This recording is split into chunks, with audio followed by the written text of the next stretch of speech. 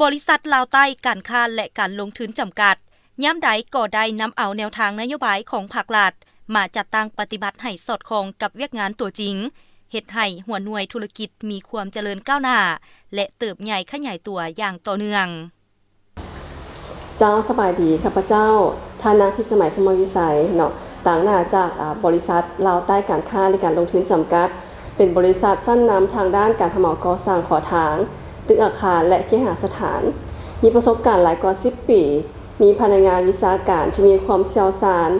ด้านการออกแบบเนาะและการสำรวจและด้านการก่อสร้างต่างๆภายใต้เครือกลุ่มบริษัทลาวใต้ของพวกเรายังมีบริษัทลูกที่พร้อมให้การบริการเช่นบริษัทเช่ารถหรูและก็ผลิตจำหน่ายเครื่องนุ่งชนเผ่าและร้านคาเฟ่และนอกเหนือจากนั้นทางบริษัทเราก็ได้มีการจัดซื้ออุปกรณ์สำหรับอุตสาหกรรมนักเบาและให้คำปรึกษาทางด้านกฎหมายเจ้าในเรื่องของการวิเคราะห์การเงินในด้านการวางแผนการลงทุนและอื่นเป็นต้นจุดเริ่มต้นและบาดก้าวในการขยายตัวของบริษัทลาวใต้นี้แม้นพวกเขาได้เริ่มจากเป็นบริษัททำเหมาก่อสร้างและสนองจัดซื้อวัสดุอุปกรณ์สำหรับอุตสาหกรรมนักเบานับแต่ที่จนถึงปัจจุบันกลุ่มบริษัทลาวใต้การค้าและการลงทุนจำกัดได้มีการขยายตัวอย่างต่อเนื่องมีแผนขยายธุรกิจขององค์กรอย่างชัดเจนเพื่อขับเคลื่อนองค์กรก้าวไปข้างหน้าอยู่สม่ำเสมอและพร้อมที่จะเป็นบริษัทหนึ่งที่เป็นสั้นนำของประเทศลาวเจ้าโดยยึดคำขวัญที่ว่ากลุ่มบริษัทลาวใต้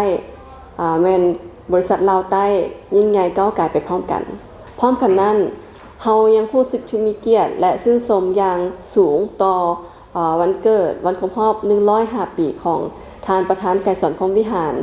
ผู้ที่วางรากฐานและนำทางให้พวกเฮาให้กับประเทศชาติลาวเฮาพระเจ้า